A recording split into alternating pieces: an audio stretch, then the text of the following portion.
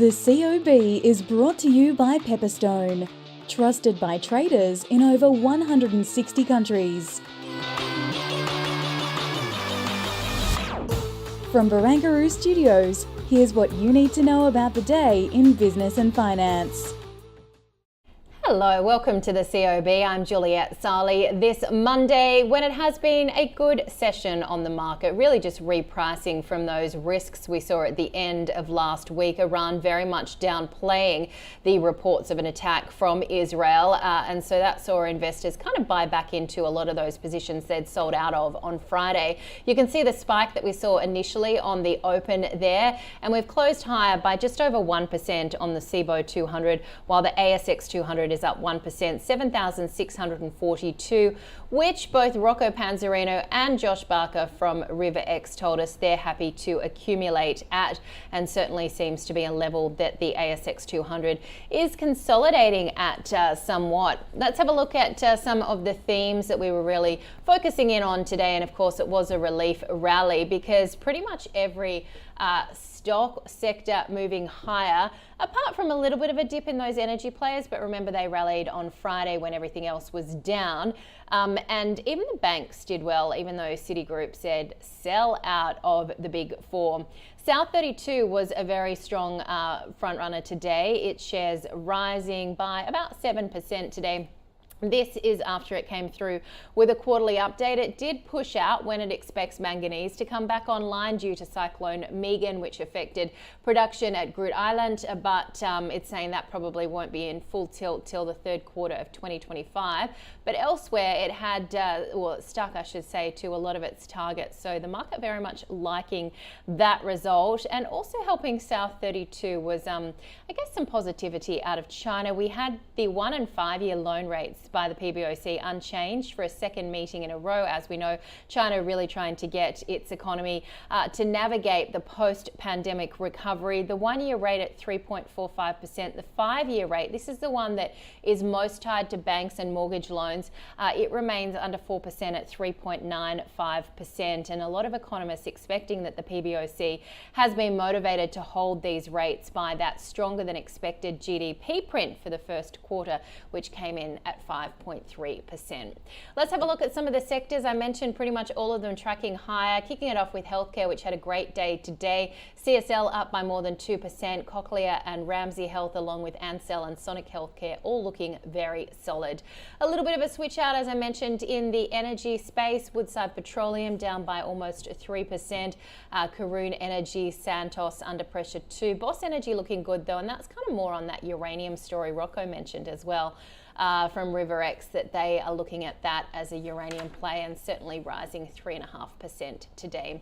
When it comes to the gold players, a little bit of a ditch from those two. We did see gold hit $2,400 on these concerns of escalation, of course, in the Middle East. But gold is holding now just under $2,400 an ounce and logging a fifth consecutive weekly rise.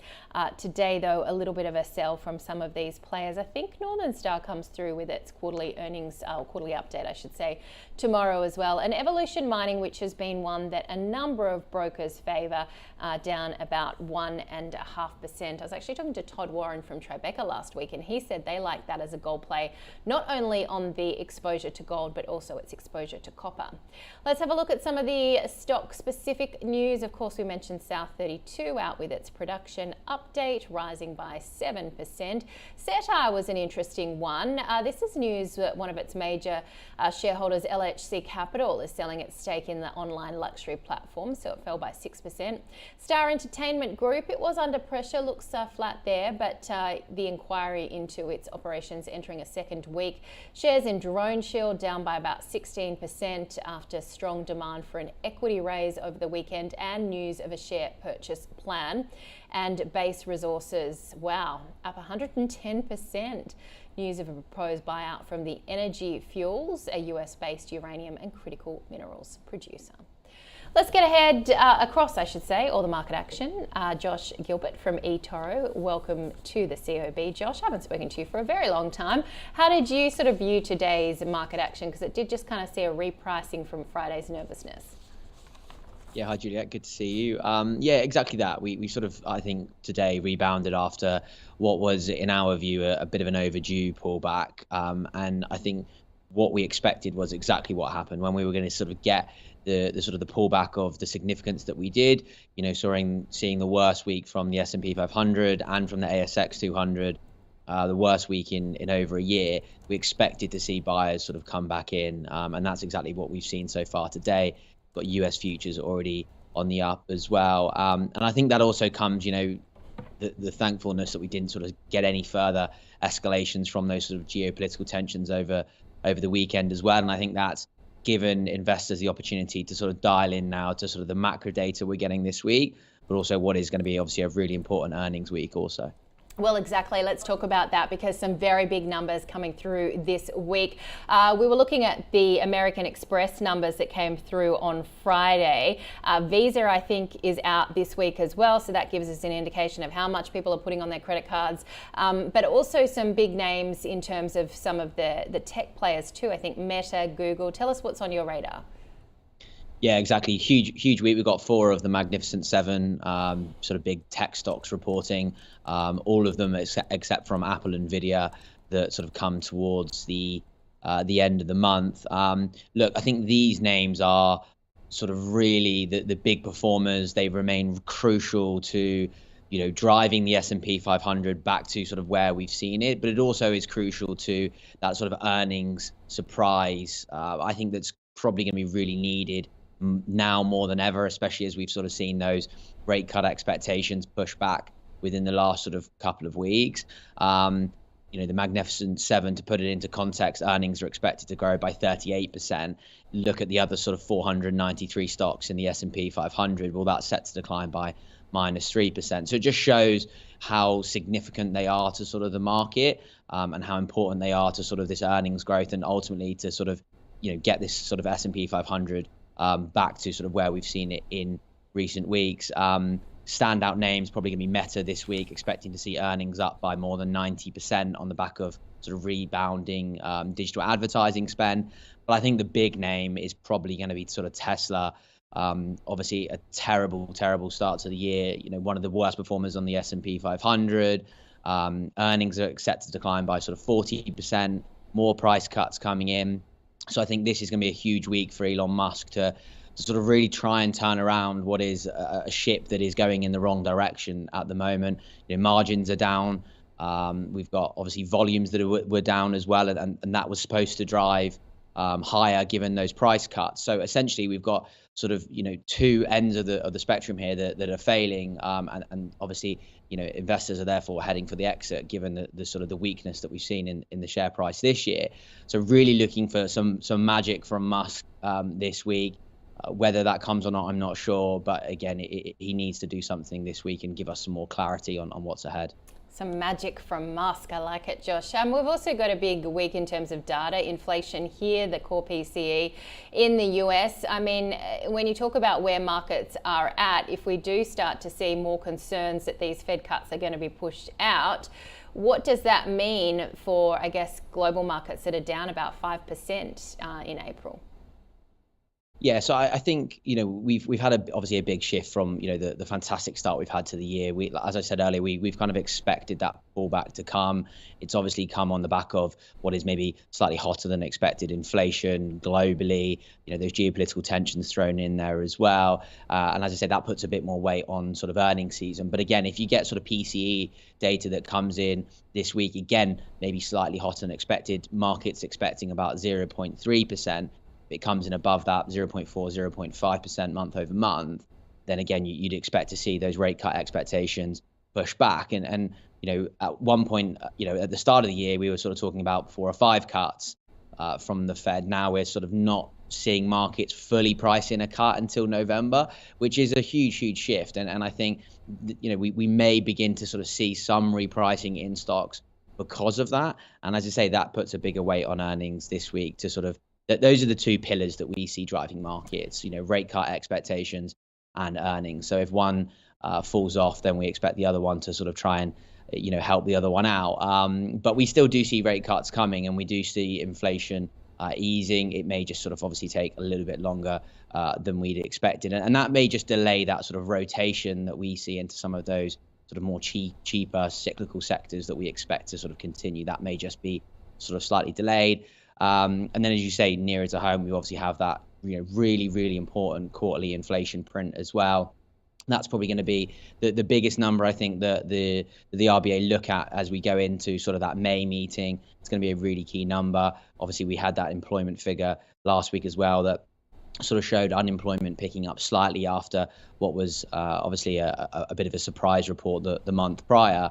But I think there is going to be really important. We could do with a sort of a cooler than expected inflation report there to sort of give the local market a bit of a boost as well, because as we know, our market is sort of going to be one of those markets that does really well on those expectations of rate cuts, given the weighting that we do have to your real estate, your financials, etc. So if we can, get those rate cut expectations brought forward with a better reading on inflation this week, I think it will be a good week for the local market. Josh, I wanted to get your thoughts as well on the crypto space, because I know you kind of follow it. I had a great conversation with someone earlier saying that the Bitcoin halving was a bit like New Year's Eve, where you have so much hype in the lead up and then it ends up being a fizzer. How did you see it? Yeah, look, I think we tend to see this in crypto. Whenever we sort of get these big high-profile events, it is a driver up until the sort of the point of sort of when it tends to happen, because they are usually nothing events, and the Bitcoin halving is exactly that. In itself, it is a nothing event. When it happens, we're not going to see a change within the next week or two. The reason that we see a move, before that is because obviously we're sort of seeing investors position before that.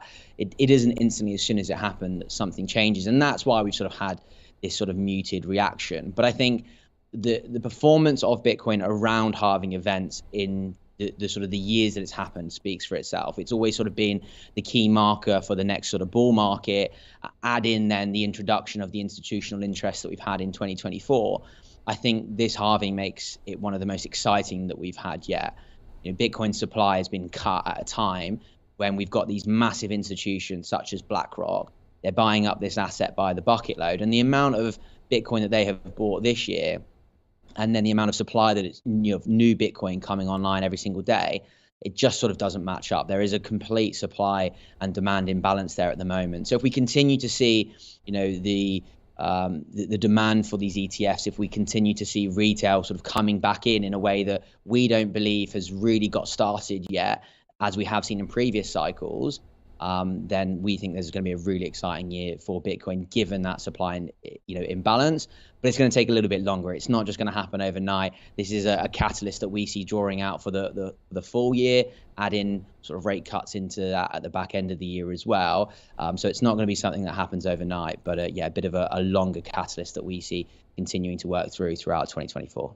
All right, Josh, always a pleasure. Thank you so much. Josh Gilbert from eToro there, joining us with a wrap of all of the market action and, of course, the Bitcoin halving. Getting back to the equity market, though, the stock of the day was South 32.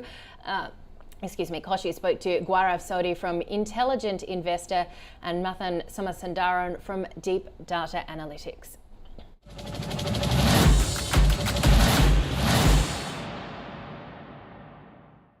Like a business in a little bit of trouble, despite it having excellent management and overall reasonable quality assets, I still think this is not the time to jump into South 32. It's still a sell for me. Right. But I will caveat that by saying that it is highly leveraged to metal prices. And if the metal prices keep rising, you'll do plenty well out of South 32. Interesting play, because I want to like it, and I get what Gaurav is saying, and that's what's keeping me. And a number of these diversified guys, because we were negative on iron ore, which has been proven correct, and I think there's probably more to go. It's been built up, but the commodities are all running. Everyone is talking about it, and that's the problem. But this is on the shopping list, but not yet. Okay. All right.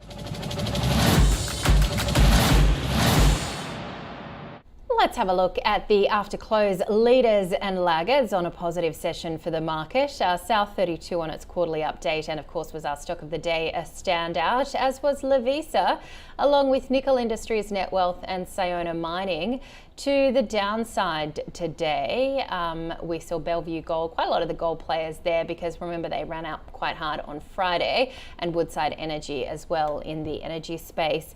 Let's have a look at the small end of town as well. Base Resources we had in our stocks that we were watching on the day, up 110%.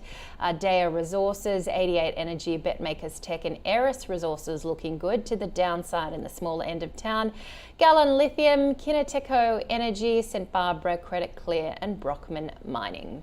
All right, looking ahead to a very busy night again in terms of some of these earnings out of the United States, including Nucor, Packaging Corp of America, Trust Financial Corp and Verizon. We also get the Chicago Fed National Activity Index. Looking ahead tomorrow, a fair bit out, including manufacturing and services PMI and Japan's manufacturing PMI. And we're going to get quarterly reports from Brambles. I mentioned Northern Star as well, Stanmore Resources and Strike Energy. But just recapping where the market ended on the CBOE 200, we're up over 1% today, and a similar gain coming through on the ASX 200, which rose by 1% to 7,641 points. Have we got the CBOE or no chart today? All right, I'll tell you. It's just like a podcast, which it is. Up 1%, 7,641 on the ASX 200. And of course, looking very solid in terms of all the sectors, just a little bit of a switch out of energy and gold. But don't forget that they're the ones that did well on Friday amid the concern, which has now somewhat de-escalated, we hope, in the Middle East. All right, have a fabulous evening. We'll be back from 9:40 Eastern tomorrow.